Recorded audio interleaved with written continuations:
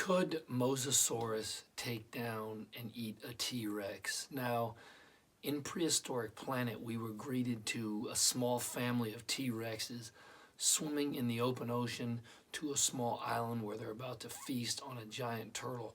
Really fascinating stuff. None of us have ever seen anything like that. And the real cool scene that sticks out is when the T-Rex dunks its head down into the water and it takes a peek for that mosasaur. You know, kind of like us in the modern era, dunking our heads in the water if we're out surfing or if we're out just in the ocean in general, dunking our heads, expecting to see a shark. Now, none of us have ever seen that. We can't go back in time. It's very difficult to prove that that scene could in fact happen, but I do believe that it could have happened. Maybe not common. In asking around on the internet, a lot of Twitter dinosaur folks seem to believe that it may have happened, but it probably was not a very common scenario. Now, think to yourself, if you go in the ocean, do you automatically see a shark? No. Do you see a small shark? No. Do you see a massive great white shark stalking? No. So the answer is, just because you went in the prehistoric oceans of the past 66 million years ago does not mean you would see one of the most dominant oceanic predators of all time, the mosasaur.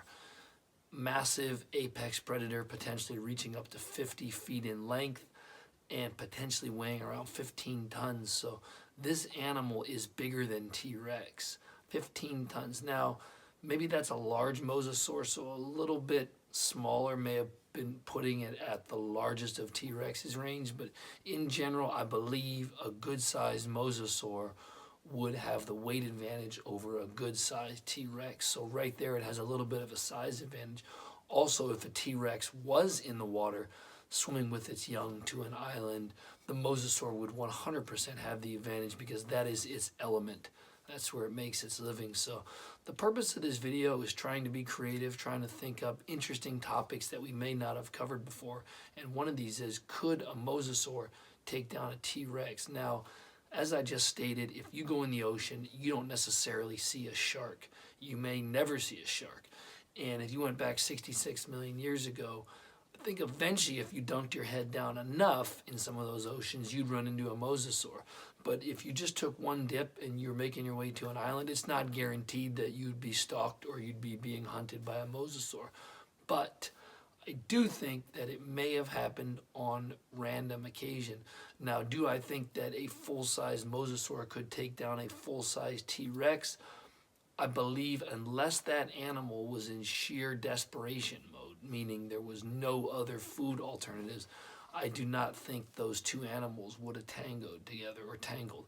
I believe they would have respected one another, and the T-Rex could defend itself in the same manner that the mosasaur could defend itself. Now, where I'd like to get a little bit different than Prehistoric Planet is, Prehistoric Planet showed one of the very young T-Rex being eaten and gobbled down. And let's face it, the T-Rex in Prehistoric Planet that were gobbled down by the mosasaur were extremely small individuals, like a morsel. It'd be like us eating a shrimp, very small.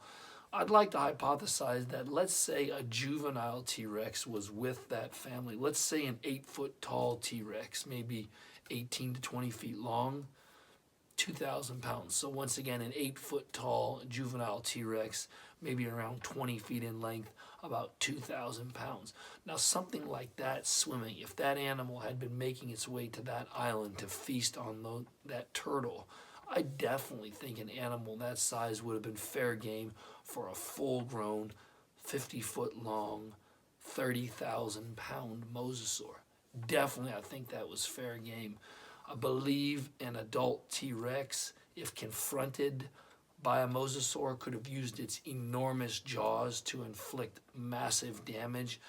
And I just think that a mosasaur, even a big size one, that is probably longer than T-Rex and probably heavier, probably would have stayed away from an animal that size. It just doesn't make sense to go after something that size. Again, unless you're in sheer desperation mode, there's no other alternatives. But I do like to think that it's believable that there would have been some, decent sized T-Rexes on the way to that voyage over to that island. Now again, decent sized, I mean an 8-foot tall animal, 20 feet long, 2,000 pounds. If we were to encounter that animal in the wild, we'd have the scare of our lives. It'd be a very frightening, fast animal to encounter. And I believe it would just be about the right size range to attract the attention of a mosasaur. That'd be an incredible meal, a 2,000-pound meal. But think about a 30,000-pound mosasaur bearing down on a 2,000-pound juvenile T-Rex. There's just no way that that juvenile would have been able to impose its will, scare the mosasaur, and even fend it off with the arsenal of weapons that it would have had at that stage in its life. So again, to summarize, I think it's an incredible scene from Prehistoric Planet that we got. I really thank the directors, the producers for giving it to us. It was pretty amazing to see a T-Rex dunking his head and looking back to see if the mosasaur was there. I do not think a mosasaur would take down a full-grown T-Rex. Who knows? You never know. That's just my hypothesis.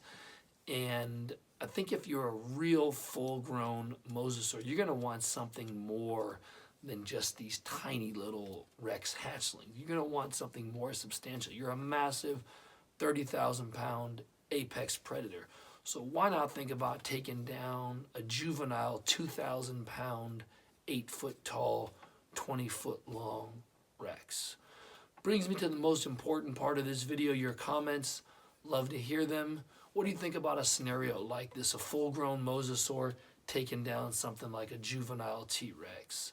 Love to hear your thoughts. Greatly appreciate the support. See you in the next video. Take care.